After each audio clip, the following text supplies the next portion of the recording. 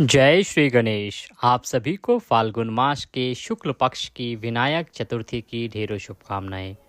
आज के इस वीडियो में हम बात करेंगे कि विनायक चतुर्थी का व्रत किस दिन किया जाएगा, विनायक चतुर्थी किस दिन है, पूजन किस दिन करना है, व्रत की पूजा जो करेंगे उसमें क्या विशेष आपको सावधानी बरतनी है, क्या व्रत के नियम रहेंगे, व्रत का संकल्प कैसे करना है, चंद्र उदय कब हो रहा है, कब अर्घ्य देना है और सुबह से लेकर शाम तक क्या खा सकते हैं क्या नहीं खा सकते हैं। इस प्रकार से संपूर्ण जानकारी आने वाले विनायक चतुर्थी की पूजा और व्रत के बारे में आपको प्रदान की जाएगी। आप देख रहे हैं देवभूमि ज्योतिष संस्थान का प्रतिष्ठित यूट्यूब चैनल देवभूमि धार्मिक। भगवान गणेश की कृपा प्राप्त करने के लिए और अपने व्रत की सफलता के लिए कमेंट बॉक्स में अवश्य लिखिएगा जय श्री गणेश। प्रथम पूज्य गणेश अवश्य ही आपकी मनोकामनाएं पूरी करेंगे। आइए जानकारी आरंभ करते हैं। आपसे निवेदन है कि यदि वीडियो थोड़ा सा भी अच्छा लगे तो उसे एक बार लाइक अवश्य कर दीजिएगा, क्योंकि आपका एक लाइक हमारे लिए बहुत महत्वपूर्ण होता है। जब एक लाइक करते हैं आप तो हमारा मनोबल बढ़ता है और हम आत्मविश्वास के साथ अगले वीडियो के लिए लग जाते हैं। तो कृपया एक लाइक अवश्य कर दीजिएगा। चैनल पर नए हैं तो सब्सक्राइब कर लीजिएगा। बात करते हैं विनायक चतुर्थी की। देखिए, प्रति माह विनायक चतुर्थी आती है और प्रति माह संकष्टी चतुर्थी आती है। दोनों में अंतर क्या है, लोग कंफ्यूज रहते हैं जी क्या अंतर है, दोनों गणेश जी के लिए तो व्रत होते हैं। अंतर यह है कि जो संकष्टी चतुर्थी है वो किसी भी माह के कृष्ण पक्ष में आती है। जब कृष्ण पक्ष चल रहा होता है अर्थात पूर्णिमा के बाद जो चतुर्थी आती है वो संकष्टी कहलाती है, और जब शुक्ल पक्ष चल रहा होता है जो अमावस्या के बाद आती है वह विनायक चतुर्थी कहलाती है। दोनों की अपनी अपनी महिमा है। दोनों दिन व्रत भगवान गणेश का किया जाता है और चौथ माता की पूजा भी की जाती है। चौथ माता की कथा भी कही जाती है और गणेश जी की कथा भी इस दिन कही और सुनी जाती है। ऐसा माना जाता है कि जो कोई विनायक चतुर्थी का व्रत करता है उसकी सभी इच्छाएं भगवान गणेश सदा पूरी करते हैं। आप जिस किसी कामना की पूर्ति के लिए भगवान गणेश की शरण में जाते हैं वो अवश्य आपकी प्रार्थना सुनते हैं। इसीलिए सभी माताएं बहनें अपनी इच्छा पूर्ति के लिए, देखिए गणेश चतुर्थी का जो व्रत है ना वो पति की लंबी आयु के लिए भी किया जाता है, पुत्र की लंबी आयु के लिए भी किया जाता है, पुत्र के साथ संतान प्राप्ति के लिए भी किया जाता है और अच्छे स्वास्थ्य के लिए भी किया जाता है। तो ये एक ऐसा व्रत है जो आपकी सभी मनोकामनाओं को पूरा करता है। इसीलिए इस व्रत को प्रमुख रूप से भारतीय परंपरा में सनातन धर्म को मानने वाली सभी माताएं बहनें करती हैं। तो आइए आरंभ करते हैं सबसे पहले पूजा विधि के बारे में कि किस प्रकार से आपको आने वाली विनायक चतुर्थी पर पूजन करना है। उसके बाद बताएंगे व्रत कब करना है, मुहूर्त क्या रहेगा और चंद्रोदय कब होगा, चंद्रमा की पूजा कैसे करनी है। चतुर्थी वाले दिन आपको सूर्योदय से पहले उठ जाना चाहिए। उठने के बाद स्नान आदि करके स्वच्छ वस्त्र धारण कीजिए और व्रत का संकल्प करते हुए पूजन आरंभ कीजिए। आपका जो भी पूजा स्थल है वहाँ पर आसन लगा के बैठ जाएं। सामग्री क्या क्या चाहिए वो एकत्रित कर लीजिएगा। आज के लिए सामग्री चाहिए कि आपको एक लोटे में जल, एक तांबे का लोटा लीजिएगा, उसमें पहले थोड़ा गंगा जल डालिएगा, उसके बाद शुद्ध जल भर लीजिएगा। फूलों की माला, खुले फूल, धूप, दीप, भगवान गणेश की प्रतिमा या तस्वीर जो भी आपके पास हो, रौली, मौली, पान, सुपारी, लौंग, इलायची, धूप, दीप हमने आपको बताया है। नैवेद्य के रूप में भोग लगाने के लिए मोदक अगर हो तो बहुत उत्तम है, अन्यथा आप फल ले सकते हैं और मिश्री भी ले सकते हैं। ये सामग्री है जो कि आपको सुबह के समय प्रयोग करनी है। तो आइए पूजा की सामग्री एकत्र करके और उत्तर दिशा की ओर मुख करके बैठ जाइए। भगवान गणेश की स्थापना करेंगे। पहले सारी सामग्री का शुद्धिकरण किया जाएगा, स्थान का पवित्रीकरण किया जाएगा, तदोपरांत भगवान की स्थापना और उसके बाद संकल्प के साथ पूजन आरंभ करेंगे। तो जो लोटे में जल लिया है उसमें एक पुष्प डालिए और पुष्प से सारी सामग्री पे और जहाँ आप पूजन कर रहे हैं उस स्थान पर और अपने ऊपर छींटे दीजिए। इससे स्थान का और सबका पवित्रीकरण हो जाएगा। हम यहाँ से मंत्र पढ़ते हैं। ओम पवित्र हो अपवित्रांग सर्वांग वस्तांग तो पिवाम यह स्मृत पुंडरीकाक्षम सभयंतरः शुचियो। इस प्रकार से छींटे देने के बाद अब सभी स्थान का पवित्रीकरण हो गया है, शुद्धि हो गई है। अब भगवान की प्रतिमा को स्थापित करेंगे। जब भी हम किसी देवता का आवाहन करते हैं, उनका पूजन करते हैं ना, तो हमें उनको एक स्थान देना होता है, आसन देना होता है। तो आसन किस प्रकार से देंगे आप? आसन देने के लिए जिस स्थान पर आपको भगवान की तस्वीर या प्रतिमा रखनी है ना, उस स्थान पर थोड़े से अक्षत रख दीजिए या तो फिर पुष्प रख दीजिए। एक प्रकार से इस भाव के साथ कि आप भगवान को आसन दे रहे हैं और उसके ऊपर भगवान को विराजमान कीजिए। तस्वीर है तो तस्वीर को रखिए, प्रतिमा है तो प्रतिमा को रखिए। आप पूजन में आगे बढ़ते हैं। स्थापना करने के बाद आपको अपनी जल आचमनी करनी है, तो लोटे में एक चम्मच डाल लीजिए, या आचमनी है तो आचमनी डाल लीजिए, जो छोटी सी चमची आती है वो डाल लीजिए। एक एक चम्मच जल अपने सीधे हाथ पे लेंगे और जल आचमनी करेंगे एक एक मंत्र पे। सबसे पहले हाथ धो लीजिए, तो अपने हाथ पे जल लीजिए एक चम्मच। ओम हस्तो प्रक्षालनम। अब चम्मच से जल पिएंगे, अपने सीधे हाथ पे जल लेंगे और पी जाएंगे। ओम माधवाय नमः, पी जाइए। ओम नारायणाय नमः, पी जाइए। ओम केशवाय नमः, जल लीजिए, पी जाइए। ओम ऋषिकेशाय नमो नमः, हस्तो प्रक्षालनम। पुनः जल लीजिए हाथों पे और हाथ धो लीजिए। अपने आप को तिलक कीजिए, मौली बांधिए। अब आप पूजा के लिए तैयार हैं। सबसे पहले व्रत और पूजन का संकल्प करेंगे। संकल्प करने के लिए अपने सीधे हाथ में थोड़े से अक्षत लीजिए। 1 रुपए का सिक्का दक्षिणा के रूप में कम से कम रखिए और 3 बार बोलिए ओम श्री विष्णु, ओम श्री विष्णु, ओम श्री विष्णु। अपना नाम, अपना गोत्र, जिस स्थान पर बैठकर आप संकल्प कर रहे हैं ना, वहाँ का मकान नंबर, क्षेत्र का नाम, शहर का नाम, फाल्गुन मासे शुक्ल पक्षे चतुर्थयाम पुण्यतिथियो आयु आरोग्यता प्राप्त्यार्थाय, धन संपत्ति प्राप्त्यार्थाय, सुख संपत्ति प्राप्त्यार्थाय व्रत मध्ये गणेश पूजनम व्रतम संकल्पम संकरिष्ये। बोलिए सौ श्री विष्णु शरणौ शरणम प्रपद्ये, और यह संकल्प भगवान के चरणों में अर्पित कर दीजिए। इस प्रकार से आपने व्रत का संकल्प किया है। संकल्प जो है ना, वो एक आवश्यक प्रक्रिया है। संकल्प आपको अवश्य ही करना चाहिए।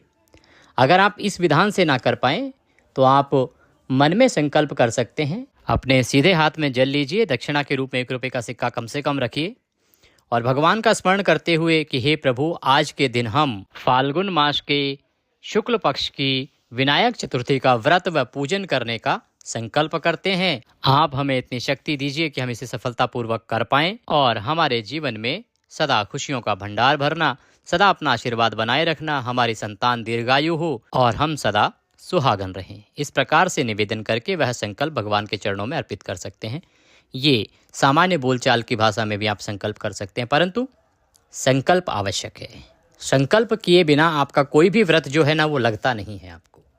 तो जब भी कोई दान दें या कोई व्रत करें तो आप संकल्प अवश्य ही कीजिएगा। उसके बाद ही आप कोई पूजन, व्रत या दान आदि कीजिएगा।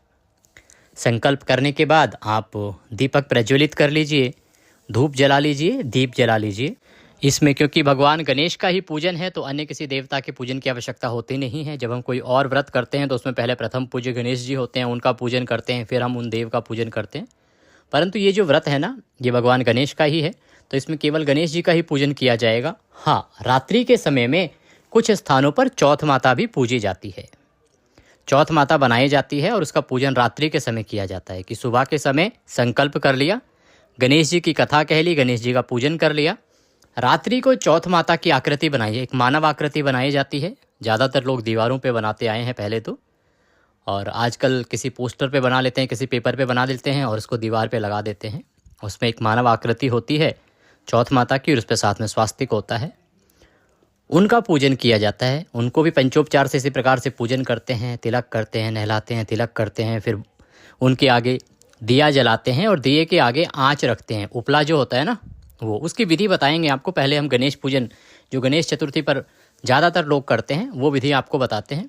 आपके यहाँ दोनों में से जो भी विधि होती हो आप उससे कर सकते हैं। तो प्रातःकाल इस प्रकार से आप संकल्प करेंगे। संकल्प करने के बाद अब हम पूजन आरंभ करते हैं। सबसे पहले भगवान गणेश को पद्य, अर्घ, आचमनी अर्पित किया जाता है। पद्य, अर्घ, आचमनी किस प्रकार से करना है? पुष्प लीजिएगा। पुष्प हम यहाँ से मंत्र बोलेंगे, आप एक बार पुष्प से छींटे दे दीजिएगा भगवान को। ओम पद्यम समर्पयामि, जल लीजिए, छींटे दे दीजिए, आप अर्पित कर रहे हैं पद्य। ओम अर्घ्यम समर्पयामि, पुनः एक बार जल के छींटे दीजिए। पुष्प को पानी में डुबोइए, जल के छींटे दीजिए। ओम अर्घ्यम समर्पयामि। ओम जलाचमनिम समर्पयामि, पुनः जल के छींटे दीजिए। 3 बार आपने जल के छींटे दिए हैं। पद्य, अर्घ, आचमनी आपने भगवान को कराया है। प्रेम भाव के साथ करना है, मशीन नहीं बन जाना है। ऐसा नहीं कि बस 1-2 मिनट के अंदर ही सारा खत्म कर दिया। प्रेम से कराइए। अब भगवान को आप स्नान कराएंगे। स्नान कराने के लिए ओम स्नानम जलम समर्पयामि, तो अब पुनः एक बार जल के छींटे दीजिए। आपने भगवान को स्नान कराया है। स्नानम जलम समर्पयामि। स्नान कराने के बाद सुगंध अर्पित कीजिए। सुगंध के लिए यदि आपके पास इत्र है ना, तो इत्र को किसी पुष्प पर लगाइए, किसी फूल पर या रुई पर लगाइए और वह भगवान को चढ़ा दीजिए। तदोपरांत वस्त्र पहनाएंगे। वस्त्रम वस्त्रांते वस्त्रम उपवस्त्रम। वस्त्र के रूप में मौली का एक टुकड़ा तोड़िए। मौली होगी आपके पास, हाथ में जो बांधते हैं कलावा, मौली लीजिए, मौली का टुकड़ा तोड़िए और वह वस्त्र के रूप में भगवान को अर्पित कर दीजिए, इस भाव से कि आप गणेश जी को वस्त्र अर्पित कर रहे हैं। वस्त्रम उपवस्त्रम यज्ञोपवीतम। यज्ञोपवीत यदि आपके पास है तो अर्पित कीजिए, नहीं है तो कोई बात नहीं। यज्ञोपवीत होती है जनेऊ, अगर जनेऊ है आपके पास तो जनेऊ चढ़ाइए, अन्यथा कोई बात नहीं। पंचोपचार में अगर नहीं भी चढ़ाते हैं तो ये आती भी नहीं है पंचोपचार में। यहाँ हम साथ में वस्तुएं बताते जाते हैं, जो मिनिमम वस्तुएं चढ़ानी ही होती हैं आपको ना, वो भी बताते हैं, और जो अधिक जो सामग्री होती है अगर वो नहीं भी होती है, उसको नहीं भी चढ़ाते तो कोई बात नहीं। हमारा उद्देश्य होता है पूरा विस्तार से विधान बताना और साथ में ये बताना कि ये आपको अवश्य करना है, ये नहीं भी करते हैं तो कोई बात नहीं। जनेऊ के बाद ओम तिलकम तिलकांते चंदनम महत्पुण्यम पवित्रम पापनाशनम। चंदन लगाइए गणेश जी को, चंदन अर्पित कीजिए। अक्षत लगाइए। अक्षतम समर्पयामि। अक्षतम अक्षतांते पुष्पाणि पान्तु। पुष्प अर्पित कीजिए गणेश जी महाराज को। पुष्पाणि पान्तु। फूलों की माला है तो फूलों की माला पहनाइए। आपके पास दुर्वा है या दुर्वा की कोई माला आपने बनाई है तो वह अर्पित कीजिए गणेश जी को, अति उत्तम फलदायी होती है। दुर्वा की माला या दुर्वा की गांठें आपने बनाई हैं तो आप वह गणेश जी को अर्पित कीजिए। 11, 7, 21 जो भी आपके पास हैं वह अर्पित कर सकते हैं आप। धूप दीप दर्शनम। धूप दिखाइए गणेश जी महाराज को, दीप दिखाइए गणेश जी महाराज को। दीपक को उठाना नहीं है, ये हमारे साक्षी देव हैं, पूजा के साक्षी हैं ये, इनको उठाया नहीं जाता है स्थान से, वहीं रखे रखे ही आप धूप दिखा दीजिए, दीप दिखा दीजिए। धूपम दर्शयामि दीपम दर्शयामि नैवेद्यम समर्पयामि। नैवेद्य अर्पित कीजिए। नैवेद्य के रूप में यदि मोदक का लड्डू आपके पास है तो वह चढ़ाइए भगवान गणेश को, या फल है तो फल चढ़ा सकते हैं, अन्यथा आप मीठे के रूप में मिश्री लीजिए और मिश्री गणेश जी को अर्पित कर दीजिए। नैवेद्यम जल आचमनिम कुरुहु। नैवेद्य के बाद जल आचमनी कराइए। जल आचमनी कैसे? एक बार पुनः पुष्प से जल के छींटे दे दीजिए। आपने भगवान को जलाचमनी कराया है। जलाचमनी करा के ताम्बूलम पूंगी फलम। ताम्बूल अर्पित करेंगे हम भगवान गणेश को। ये आवश्यक नहीं है, अगर आपके पास हो ताम्बूल तो अर्पित कीजिएगा। ताम्बूल होता है पान, मीठा पान, या तो आप बना बनाया ले आएँ, अन्यथा पान का पत्ता लाइए, उसकी डंडी तोड़ दीजिए, उसमें 2 लौंग, 2 इलायची और 1 सुपारी रखिए और वह ताम्बूल के रूप में प्रेम से भगवान को अर्पित कीजिए। ताम्बूलम पूंगी फलम शुभ दक्षिणायाम शुभ दो वरदो भवः। शुभ दक्षिणायाम, दक्षिणा अर्पित कीजिए गणेश जी को। जो भी दक्षिणा आप चढ़ाना चाहते हैं वो दक्षिणा चढ़ाइए और प्रणाम कीजिए, नमस्कार कीजिए। इस प्रकार से आपने गणेश जी का पूजन किया है। पूजन करने के बाद अब आपको कथा सुननी है। कथा आप जो सुने उसका ध्यान रखें कि सही कथा ही आप सुने, क्योंकि गणेश जी की चतुर्थी की बहुत सारी कथाएं हैं और बहुत सारे चैनल किसी भी कथा को किसी भी कथा के रूप में पेश कर देते हैं। ये जो चैनल है जिस पर आप ये वीडियो देख रहे हैं, ये ज्योतिष संस्थान का चैनल है, एक प्रतिष्ठित ज्योतिष संस्थान का चैनल है। हम यहाँ पर जो भी जानकारी देते हैं वो शास्त्र सम्मत होती है, पुराणों में वर्णित होती है, हम इधर उधर की बातें नहीं करते हैं। तो आपको कथा अवश्य सुननी है। चैनल पर नए हैं तो उसको सब्सक्राइब कर लीजिए, जिससे कि आप सही जानकारियाँ प्राप्त कर सकें, क्योंकि हम सभी धार्मिक जानकारियाँ प्रस्तुत करते हैं। कौन सा व्रत कब है, कैसे है, कब करना है, ये जानकारी आपको देते हैं। आपके सवाल अगर कमेंट में आते हैं तो उनके भी हम आपको उत्तर प्रदान करते हैं। तो चैनल को सब्सक्राइब कर लीजिए और सब्सक्राइब के बाद जो बेल आइकन का निशान आता है, एक घंटे का निशान आता है, बेल बनी होती है, उसको अवश्य दबाइएगा, तभी आपको हमारे सारे वीडियोज़ मिलेंगे, अन्यथा सारे वीडियोज़ मिलते नहीं हैं और जानकारी छूट जाती है। तो इसको सब्सक्राइब कर लीजिए जिससे कि आप सही कथा सुन सकें। तो कथा सुनेंगे गणेश जी की। कथा सुनने के बाद आरती करेंगे। आरती करके पुष्पांजलि करेंगे। पुष्पांजलि कैसे? अपने हाथों में पुष्प लीजिएगा, गणेश जी महाराज से निवेदन कीजिएगा, आवाहनम न जानामि विसर्जनम पूजम चैवम न जानामि क्षम्यताम परमेश्वर। हे प्रभु, न हम आपका आवाहन जानते हैं, न पूजन जानते हैं, न विसर्जन जानते हैं। हम तो अज्ञानी जीव हैं, जैसी बन पड़ी है वैसी सेवा आपके श्री चरणों की है। हे प्रभु, इसमें जाने अनजाने में हमसे कोई गलती, कोई त्रुटि, कोई भूल हो गई हो तो हमें क्षमा कीजिएगा। आपको अर्पित करने के लिए हमारे पास कुछ नहीं है, तन मन धन सब आप ही का है प्रभु। हमारे पास क्या है? हमारे पास केवल मालती मलका जाति सत्पत्रांति संयुक्तम पुष्पांजलिम मया दत्ता ग्रहणाम परमेश्वर। प्रभु, यह पत्र पुष्प की भेंट है, इसे स्वीकार करें और दया का आशीर्वाद प्रदान करें और वह पुष्प भगवान के चरणों में अर्पित कर दीजिए। इस प्रकार से पुष्पांजलि आपको अवश्य करनी है। मान लीजिए आपसे कोई गलती व्रत में हो जाती है, पूजन में हो जाती है, तो उसको आप विशेष रूप से भगवान के सामने रखिए कि हमसे अनजाने में यह गलती हो गई है, इसके लिए आप हमें क्षमा कीजिएगा, हमें इसके बारे में ज्ञात नहीं था, आगे से ये गलती नहीं होगी। इस प्रकार से क्षमा याचना जो है किसी भी व्रत की सफलता में बहुत ही महत्वपूर्ण होती है। पुष्पांजलि आपको करनी ही चाहिए। पुष्पांजलि करने के बाद आप अपने दैनिक कार्यों में लग जाइए। जो भी आपके ऑफिस जाने वाले ऑफिस जाएंगे, जो घर के काम करने घर के काम करेंगे, पर कुछ नियमों का ध्यान रखिएगा। नियम क्या? एक तो आपको दिन में कोई आहार नहीं लेना है जब तक कि चंद्रमा उदित नहीं हो जाता। हाँ, ये इतना कठोर व्रत नहीं है जैसे करवा चौथ आदि, निर्जला रखने की आवश्यकता नहीं है इसको। आप जल पी सकते हैं पूजा पाठ करने के बाद, जैसे भी आपने कथा कर ली, पूजन कर लिया, अब आप जल ग्रहण कर सकते हैं। भोजन नहीं करेंगे, आप दिन में फल खा सकते हैं, जूस पी सकते हैं और रात्रि को चंद्रमा उदित होने के बाद ही आप इसमें आहार ग्रहण करेंगे। इसका आप विशेष ध्यान रखिएगा। ब्रह्मचर्य का आपको ध्यान रखना है। ब्रह्मचर्य पूर्ण रूप से आपको निभाना है। चौथ के दिन बाल नहीं धोए जाते हैं। याद रखिएगा कि एक दिन पहले ही बाल धो लीजिएगा। माताएं बहनें जो भी हैं अपना सर एक दिन पहले धो लें। चौथ को बाल धोना, सर धोना अशुभ बताया गया है। ये एक सामाजिक परंपरा है जो समाज ने बनाई है कि चतुर्थी के दिन बाल नहीं धोने चाहिए। कुछ प्रांतों में तो यहाँ तक होता है कि चौथ के दिन बेटियाँ अपने मायके से ससुराल भी नहीं जाती हैं और ना ही बुलाई जाती हैं। ब्रह्मचर्य का आपको पालन करना है और ब्रह्मचर्य एक अनिवार्य नियम है। मन से शुद्ध रहना है, तन से शुद्ध रहना है। मन में किसी प्रकार के गलत भाव नहीं आने चाहिए। मानसिक शुद्धि बहुत आवश्यक है, जिस प्रकार से मानसिक पूजन होता है महत्वपूर्ण। साथ ही आपको किसी पे क्रोध नहीं करना है, किसी का बुरा नहीं करना है, किसी का अहित नहीं करना है, अपशब्दों का प्रयोग नहीं करना है, घर में किसी प्रकार का लड़ाई झगड़ा नहीं करना है, अन्यथा व्रत जो है वो व्यर्थ ही जाता है। शांति के साथ, प्रेम भाव के साथ भक्ति में दिन को व्यतीत कीजिए। सायंकाल को जिनके घर में चौथ माता की पूजा होती है ना, वो चौथ माता की पूजा करेंगे। उसकी विधि आपको बताते हैं संक्षेप में, फिर हम चंद्र पूजा पे आएंगे। सायंकाल को सूर्यास्त के बाद आप चौथ माता बनाएंगे। एक मानव आकृति होती है जो दीवार पे बनाई जाती है, वह बनाएंगे। उनके आगे एक दिया जलाएंगे और उस दिए के नीचे आप दिए के आगे वाले हिस्से पे जहाँ जोत लगी हुई है, क्योंकि लंबी बाती का दिया जलता है इस पे, उसमें आप आग उपला जलाएंगे। उपले पे अच्छी सी आंच बना लेंगे, पका लेंगे अच्छे से उसको और उसको रख देंगे। फिर उस पे आप धीरे धीरे थोड़ा घी डालेंगे। जब घी डालेंगे तो स्वतः ही उसमें अग्नि प्रज्वलित हो जाएगी, अपने आप से आग जल जाएगी उसके अंदर। इसको कहा जाता है कि माता आ गई हैं, चौथ माता आ गई हैं। फिर उनको प्रणाम किया जाता है, फिर उनको भोग लगाया जाता है। आपने जो भी बनाया हो, कुछ लोग चूरमा दाल बाटी बनाते हैं, कुछ लोग गुलगुले अर्थात पुए बनाते हैं, पकौड़ी बनाते हैं, तो पुए पकौड़ी आदि का भोग लगाते हैं। पहले घी का, फिर पुए पकौड़ी जो आपने बनाया है, पकवान जो बनाया है, रसोई बनाई है, उसका भोग लगाइए थोड़ा थोड़ा अग्नि पर। फिर चौथ माता जो मानव आकृतियाँ आपने बनाई है उनको भोग लगाइए। उनको भोग लगाने के बाद अब आप उनको जल पिलाएंगे। हाथ में जल लेंगे और उनके चारों तरफ इस प्रकार से हाथ को घुमा के जल छोड़ देंगे।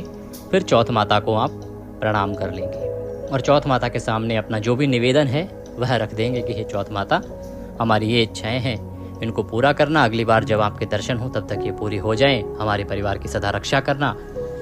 सुहाग हमारा सदा अमर रहे, बच्चे दीर्घायु हों और सब स्वस्थ रहें। तो ये कामना करते हुए मत्था टेक लीजिएगा माता को। तब तक जो है चंद्रमा भी उदित हो जाते हैं। चंद्र उदित होने के बाद अब आपको चंद्रमा की पूजा करनी है। चंद्रमा की जो पूजा करेंगे ना, तो एक लोटे में जल लीजिएगा। जल में थोड़ा सा त्रिवेणी का जल है तो वो मिला लीजिएगा और थोड़ा सा इसके अंदर दूध डाल लीजिएगा, कच्चा दूध। चावल, यदि आपने कथा सुनी थी चावल हाथ में लेते हुए, तो वो चावल उस लोटे में डाल लीजिएगा। और उसके बाद चंद्रमा उदित होने के बाद चंद्रमा की ओर देख के प्रणाम करके फिर उनको अर्घ दीजिएगा। अर्घ इस प्रकार से दीजिएगा कि जो जल आप दे रहे हैं ना, वो आपके पैरों में ना आए। अर्घ दे के प्रदक्षिणा अर्थात परिक्रमा कीजिएगा, माथे से जल को लगाइएगा और उसके बाद आप अपना व्रत खोल सकते हैं। सबसे पहले भगवान के भोग का जो प्रसाद है उसको ग्रहण कीजिएगा और आप अपना आहार ग्रहण कर सकते हैं।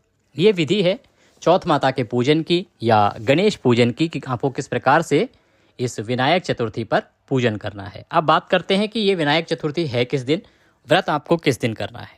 देखिए, फाल्गुन मास के शुक्ल पक्ष की जो विनायक चतुर्थी तिथि है वो आरंभ हो रही है 2 मार्च को रात्रि को 9:01 पर और ये समाप्त होगी 3 मार्च को शाम को 6:01 पर। ऐसे में उदया तिथि को ध्यान में रखते हुए फाल्गुन माह की विनायक चतुर्थी का व्रत 3 मार्च सोमवार को किया जाएगा। 3 मार्च सोमवार को ही ये गणेश चौथ मनाई जाएगी। पूजा के लिए शुभ मुहूर्त रहेगा सुबह 11:23 से और दोपहर को 1:43 तक। सायंकाल को चंद्रमा उदित होगा 9:35 पर। यह स्टैंडर्ड टाइम है। हर एक शहर या राज्य में अलग अलग समय होता है, तो यदि आप अपने राज्य के अनुसार जानना चाहते हैं तो कमेंट बॉक्स में लिख के पूछ लीजिएगा। हम आपके यहाँ का चंद्र उदय का समय आपको बता देंगे, जिससे कि आप सही समय पर चंद्रमा के उदित होने के बाद अर्घ दे के अपने व्रत को पूर्ण कर सकें। तो ये थी जानकारी आने वाली विनायक चतुर्थी के बारे में। जानकारी थोड़ी सी भी अच्छी लगी हो तो कृपया एक बार लाइक अवश्य कर दीजिएगा। अपनी मनोकामना पूर्ति के लिए, व्रत की सफलता के लिए कमेंट बॉक्स में अवश्य लिखिएगा। जय श्री गणेश। भगवान गणेश सब पर कृपा करें। ओम गंगणपतये नमः।